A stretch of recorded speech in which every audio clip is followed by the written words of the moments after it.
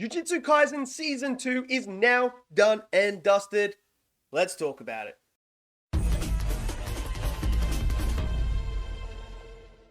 Okay, so Season 2 of Jujutsu Kaisen is all done and dusted.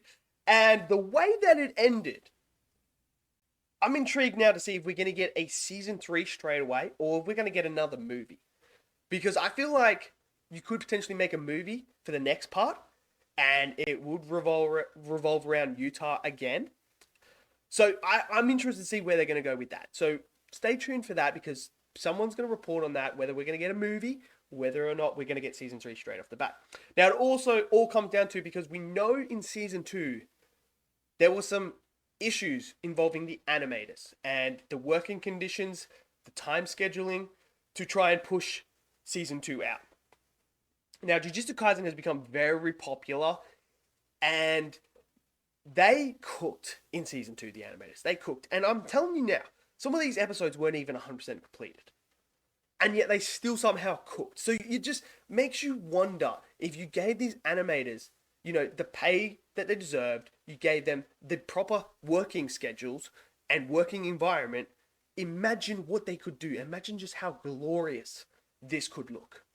So I hope they get what they deserve, because being an animator, you don't get nearly enough pay for what you do, and it's so hard to do, and to be able to make it this brilliantly, they deserve a lot more. So hopefully they get that all sorted, and for Season 3 we get a fully 100% completed season with them just cooking the animation on point, because some of the animation in this season was gorgeous. Was absolutely gorgeous. Like, dude, the Gojo fight was gorgeous. It looked absolutely insane.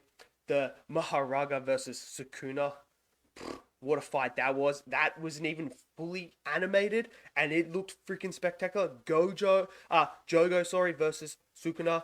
Oh my god, imagine if that was completely animated. That would have looked sexy as AF, and it still did.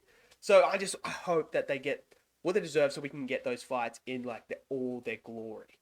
So Season 2, obviously we had a sort of split.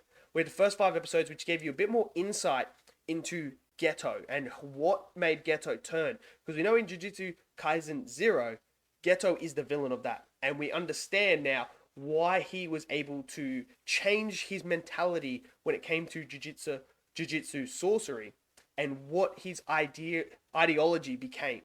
And it showed you the relationship between Gojo and Geto. And I loved all that. So then when we get into Season 2 itself, we pick up right where we left off in Season 1, which I absolutely love Season 1.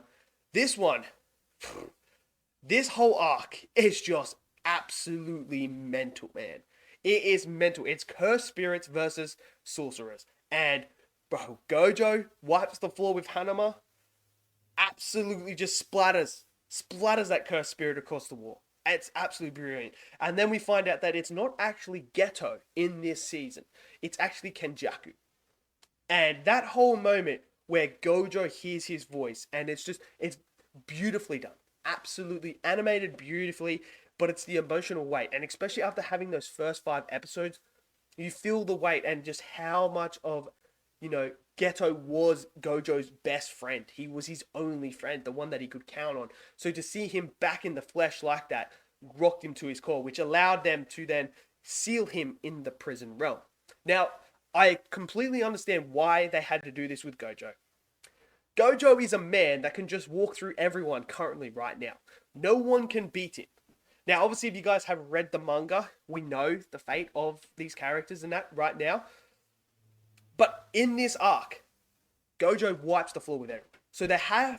So you have to find a way to write him out of this, so that all the other characters can get their shine and get their moments without you going, well, Gojo just beats them all. So they had to do that. And I like the idea of having Gojo removed at this moment, because now it's like he's not there. Basically God himself is not there. So it's like, what do we do now? And then you have Mahito, who's just an absolute menace, man. One of the greatest villains. He is a menace, that guy. He is just a menace. And his fight with Itadoriya is just, oh my god. I love that fight. That moment where they're sitting there face to face. Mahito's on the ground after Midoriya has hit him with a black flash. He's sitting there, and it's just like, I am you. Bro, that was one of the coldest lines, and just the whole fight was just brilliant. We also had, Nanami hitting like butt in the dust, man. That was a sad moment, and I know that hit a lot of people, rocked a lot of people, and Mahito again was behind that. Absolute insane. Then we also had our girl, Nobaria, who got absolutely done in as well by Mahito again. So you see a little trend here going to Mahito. Toto losing a hand because of who? Mahito. Like, the guy was just an absolute menace. He was brilliant. Jogo, absolutely fantastic as well. His fight with Sukuna was absolutely insane. But what I love is this season showed you just how badass Sukuna was and how much of a threat Sukuna really is and why they don't want to let him out. Because the man, when he gets released after Itadoriya gets fed all those fingers, Sukuna just goes on a rampage, just absolutely just wiping the floor with people for fun. And then when he fights Maharaga, this is where you start to see certain aspects. If you guys haven't read the manga, you don't know what's going to happen. But I'm telling you now, the fight with Sukuna and Maharaga is not just a fight to throw away. There is more to that fight, and it's to do with Sukuna and his plan moving forward. And and you just see the little subtleness, the little breadcrumbs that are leading you towards what's going to happen. It's absolutely superb. And look, the action was absolutely insane. That fight was so good, Ed. It was just so good. So we got a little bit of Sukuna as well, he's just a menace as well. Kenjaku starts to tell us a bit about his plan, what his ideology is, what he wants to do. So we get a bit more of understanding of him and why he's doing it. We get to see Dagon as well. Dagon, who appears in here, who gets his ass. Like, he's ass whooping Maki, the other Zeni member, who else? Nanami. He's absolutely whooping their ass. And then Toji comes out of nowhere. And Toji just absolutely slaps Dagon up.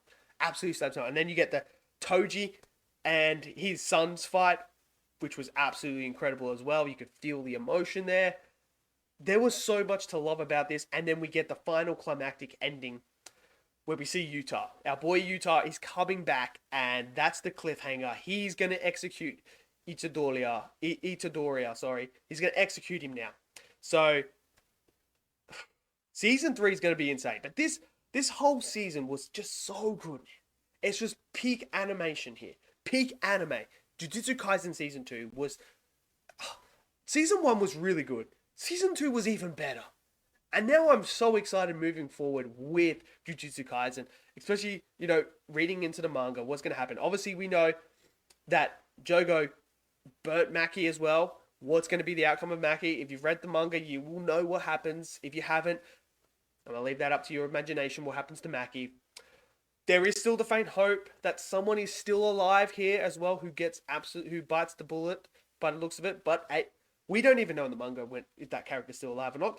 But, dude, all the side characters got a moment in here, got a shine, and that's what I love, is that they're letting these side characters get a look in. Season 2 was fantastic. Loved it.